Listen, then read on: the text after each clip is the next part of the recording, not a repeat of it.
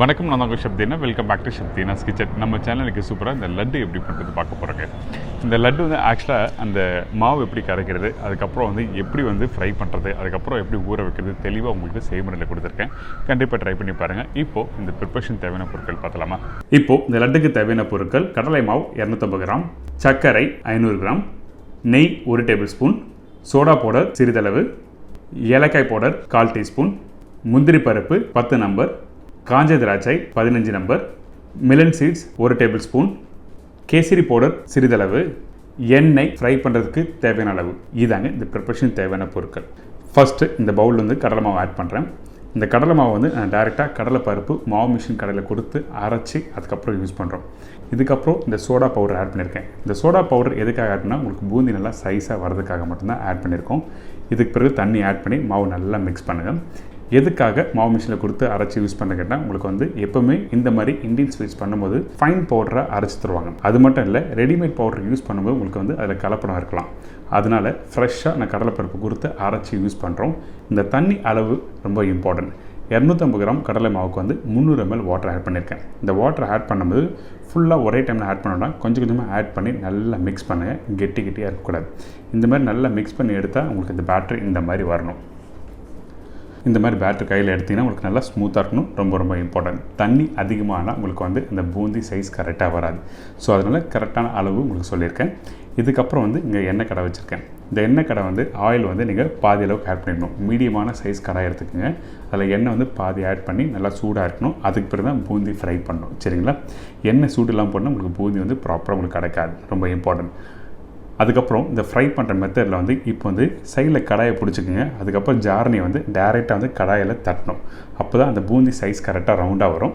இதே வந்து கார பூந்தி பண்ணும்போது நீங்கள் அந்த ஜார்னி வந்து கையில் தட்டினா கரெக்டாக விடும். இந்த ஸ்வீட் பூந்தி பண்ணும்போது நம்ம என்ன பண்ணால் நீங்கள் டேரெக்டாக கடாயில் தட்டினா தான் உங்களுக்கு வந்து ரவுண்டாக விடும். அதுக்கப்புறம் இந்த பூந்தி இப்போ ரெடி ஆகுது பார்த்தீங்களா? இந்த பூந்தி ஃப்ரை பண்ணும்போது ரொம்ப நேரம் ஆயிலில் விட்டுறாதீங்க. அப்படி அதிகமாக இருந்தால் உங்களுக்கு வந்து லட்டு வந்து பிடிச்ச பிறகு உங்களுக்கு அந்த எண்ணெய் வாசம் வந்தால் நல்லா இருக்காது சாப்பிட்றதுக்கு. ஸோ அதனால் கரெக்டான அளவு கையில் எடுத்திங்கன்னா கிறிஸ்பியாக இருக்கும். அதுக்கப்புறம் எடுத்து நீங்கள் ட்ரான்ஸ்ஃபர் பண்ணுறீங்க. இதுக்கப்புறம் ஒரு முக்கியமான விஷயம், அந்த ஜார்னி யூஸ் பண்ணிங்கல்ல, அந்த ஜார்னி அதாவது அந்த கரண்டி பேட்டர் ஃபஸ்ட்டு நீங்கள் தட்டிருப்பீங்க கடாயில். அதுக்கு பிறகு நம்ம என்ன பண்ணுங்கன்னா திருப்பி வந்து அந்த பேட்டர் இருக்க பவுலில் திருப்பி வச்சு அந்த எக்ஸஸாக இருக்க பேட்டர்லாம் எடுத்த பிறகு திருப்பி மாவு ஆட் பண்ணி இது மாதிரி கடாயில் தட்டணும். அப்போ தான் வந்து பூந்தி சைஸ் கரெக்டாக வரும். அதனால தான் வந்து தெளிவாக வந்து அந்த ஜார்னி திருப்பி உங்களுக்கு காமிச்சிருக்கேன். திருப்பி காமிச்சா கொஞ்சம் எக்ஸஸாக இருக்கிறதெல்லாம் வெளியே வந்துடும். இதுக்கப்புறம் எல்லா பூந்தி ஃப்ரை பண்ணி எடுத்தாச்சு. இப்போ ஃப்ரை பண்ணி வச்சுருக்க பூந்தியை ஒரு தட்டில் போட்டு ஒரு ஈவனாக வச்சிடலாம். இதுக்கு பிறகு வந்து ஜஸ்ட் லைட்டாக பிஞ்ச் கேசரி பவுடர் ஆட் பண்ணியிருக்கேன்.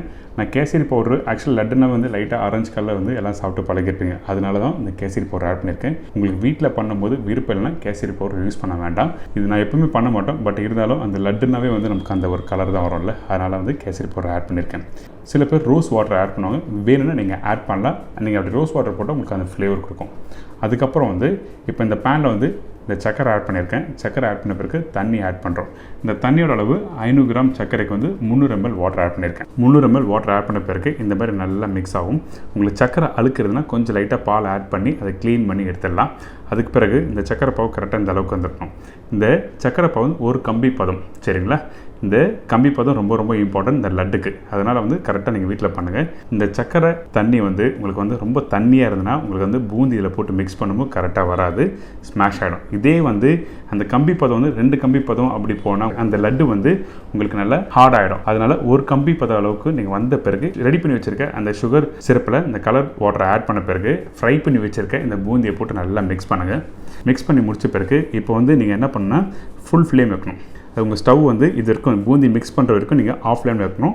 நீங்கள் பூந்தி போட்டு நல்லா மிக்ஸ் பண்ணி ஒரு ஈவன் ஆன பிறகு வந்து ஒரு கொதி வரும். அந்த டைமில் ஃபுல் ஃப்ளேமில் அடுப்பில் இருக்கணும்.